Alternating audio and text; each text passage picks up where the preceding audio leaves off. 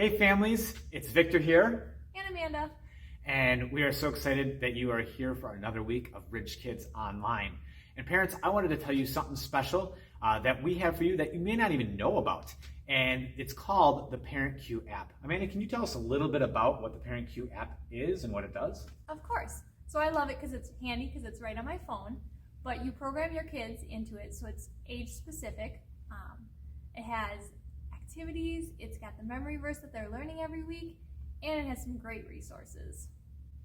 And that is really cool. And it also provides specific questions to each age group and what they're kind of going through, and maybe specific questions that they're asking at that age. Can you tell us a little bit about the early childhood questions? Of course.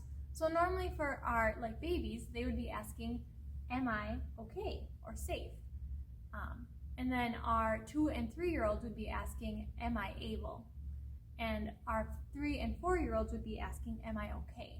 And how we normally resolve those tensions is by meeting their physical needs.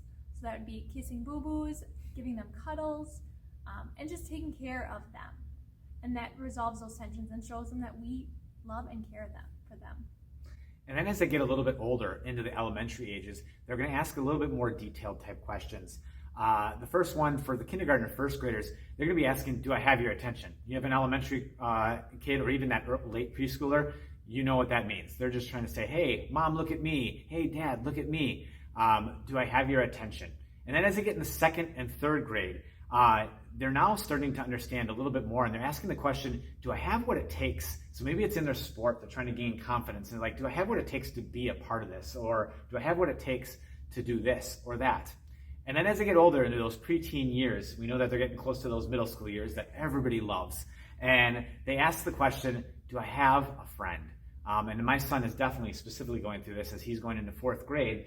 And he's starting to ask the questions like, do I have a friend that loves me for who I am? And so those are really important things that we want to continue giving and helping resources for you parents. Yep, so it's super easy to download right on your phone, and then you just add those. The only thing I don't like about the ParentQ app is it tells me how many weeks I have left with my kid until they graduate. Tearjerker. And many parents don't like that. But otherwise, enjoy your week. Have a great one. And enjoy the music and the lesson this week. Take care. Bye. Bye.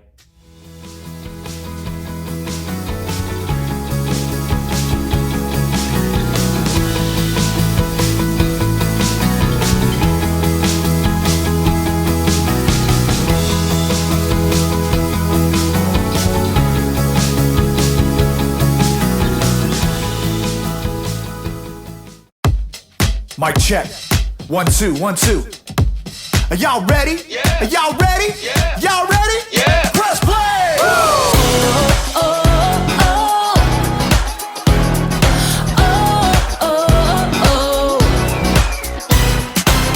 Jesus, we know we belong here because of your love for us that goes on and on forever.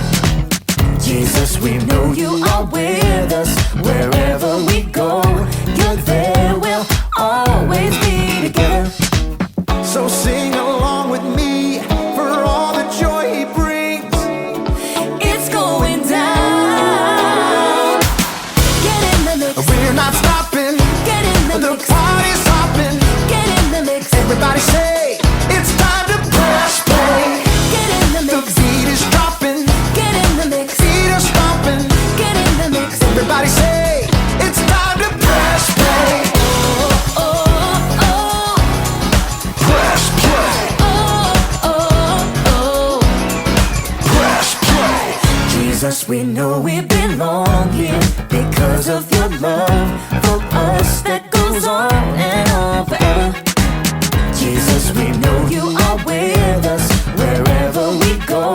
You're there, we'll always be together. So sing along with me for all the joy he brings. It's going down. Get in the mix. We're not stopping. Get in the The mix. party's hopping. Get in the mix. Everybody say it's time to press play. Get in the The mix. beat is dropping. Get in the mix. Feet are stomping. Get in the mix. Everybody say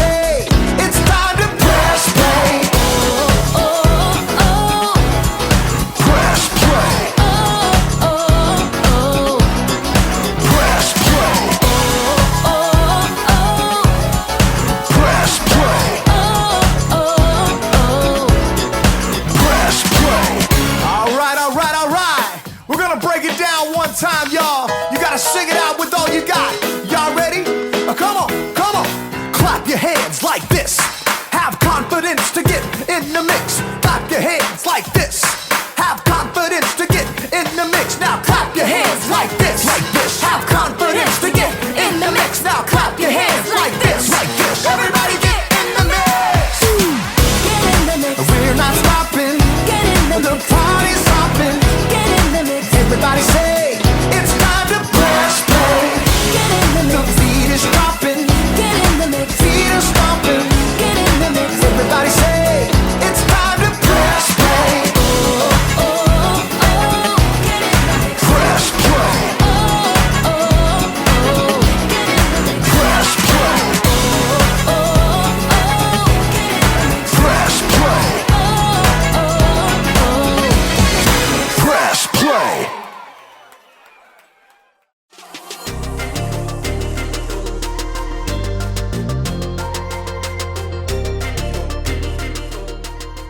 Hey everyone, I'm Graham, and I'm here to give you a little bit of confidence. Confidence is learning to see yourself the way God sees you. When you're confident, you don't just sit around waiting for something to happen. No, when there's a game to be played, you get off the bench and play. When there's a challenge to be met, you face it head on. When there's music to be played, you get in the mix, grab an instrument, and make some noise. See what I mean? Confidence. Believe it or not, some people think the triangle isn't that important of an instrument. The band could get along just fine without it. But we know better, don't we? I mean, how else would you know when someone on TV had a good idea? Or how would you know when someone had the right answer on a game show? The answer is the Yangtze River. And of course, who can forget the dinner bell? Come and get it! Sometimes something that doesn't seem important can make a big difference. And in today's story, we'll see how God used someone who didn't think he was important. And that someone's name was Gideon? Right, Gideon. See you in a bit. The Bible. It's 66 books of history, stories, letters, and poetry that fit together to form God's one big story. The epic adventure of how He created us and loves us so much that He made a way to rescue us. As we travel through the Bible, from Genesis to Revelation, we discover people who met God and found their lives changed forever. Now, for an amazing story, inspired by the book of Judges, chapters 6 through 8. As many times before, the Israelites turned away from God. He allowed the Midianites to take over their land. God's people hid out in caves. When they tried to grow plants or tend to livestock, the Midianites would show up and destroy their crops and animals. At last, the Israelites cried out to God for help. He heard them and sent the angel of the Lord to a man named Gideon, who was threshing grain in a winepress. Mighty warrior, the Lord is with you. All Gideon could do for a moment was stop and stare. Pardon me, sir. You said the Lord is with us? Then why has all this happened? The Lord has deserted us. You are strong.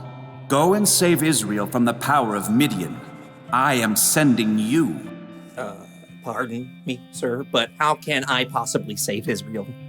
My family is the weakest in the tribe, and I'm the least important member. I will be with you. Even with a direct message from the Lord, Gideon was still nervous about the whole thing. Give me a special sign. Then I'll know it's really you talking to me. So God gave Gideon a sign, sending fire to burn up meat and bread. God's spirit was with Gideon, and when the Midianites and the Amalekites gathered to attack, Gideon sounded a trumpet for the Israelites to follow him. But even as the army gathered, Gideon once again pleaded to God for another sign. God responded by letting dew fall on a fleece, and then on the next day, only on the ground surrounding it. Okay, I've got it. Thank you. At last, Gideon was convinced God wanted to use him. He camped with 32,000 men at the spring of Harod and prepared for battle. Here, God spoke again. I want to hand Midian over to you, but you have too many men. Too many? Israel might brag, my own strength has saved me. Announce to the army, those who tremble with fear, can turn back. Gideon did just as the Lord instructed. There, Lord. 22,000 men have gone home. Only 10,000 left to fight. There are still too many men. Have you seen the Midianite army? Take the men down to the water. There I will reduce the number of them for you. Even though it must have worried Gideon to lose more of his army, he did just as the Lord said. Field trip to the lake, everyone!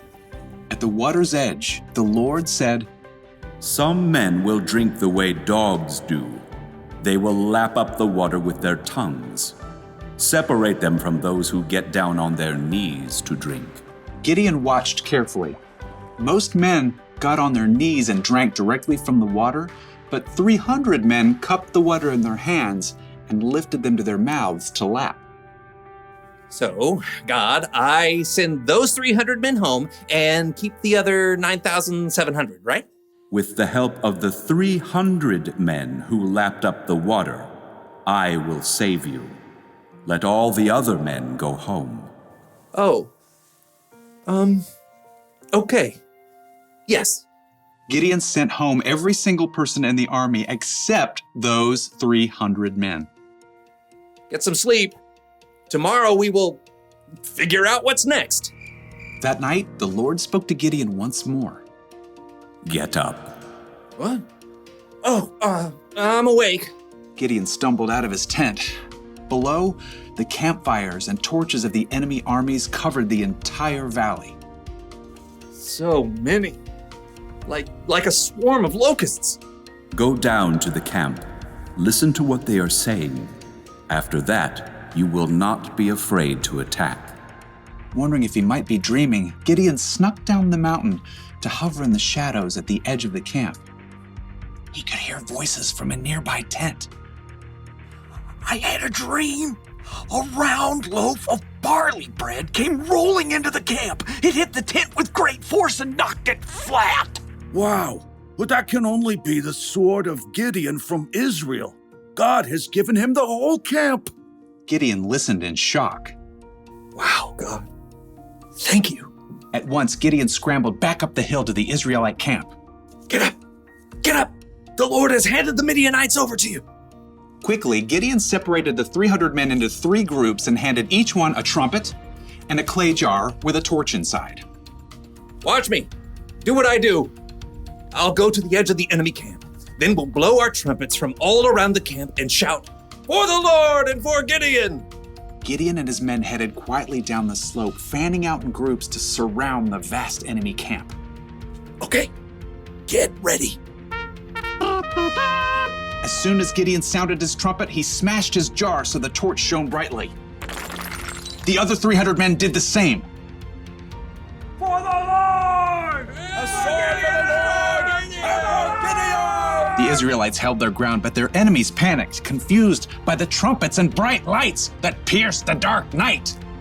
They're coming from everywhere. The enemy armies were so confused, they began to fight each other, and then they fled in fear. After the men! Gideon and the Israelites chased their enemies all the way to the Jordan River and beyond until all the enemy armies were destroyed. The Israelites begged Gideon to rule over them. I will not rule over you. The Lord will rule over you. Yep, Gideon was an underdog, filled with doubt, but he still chose to follow God, and God used him to save the Israelites. According to Gideon, he was the least important family member and the weakest family of his tribe. He certainly didn't think God would use him to lead an army to victory over their enemies. But sometimes God uses people who don't seem important to make a big difference. You see this all through the Bible. Think of Jesus. He didn't pick the strongest, smartest, and most holy people to be his 12 closest friends. He picked regular guys, fishermen and tax collectors to be his disciples, and they went on to make a huge difference in the world. Hey, maybe that means God can use someone like me too, or someone like you. We don't have to know everything. We don't have to be important. God can do big things through us. Maybe he can use you to help a friend who's having a bad day. Maybe he can use you to solve a problem in your community. Or you might invent something that's never existed before. You might not think you're that important, and you might not think you're ready to make any kind of big difference. But the truth is, God thinks you're important, and He's totally ready to use you for something amazing. That's the one thing to remember today.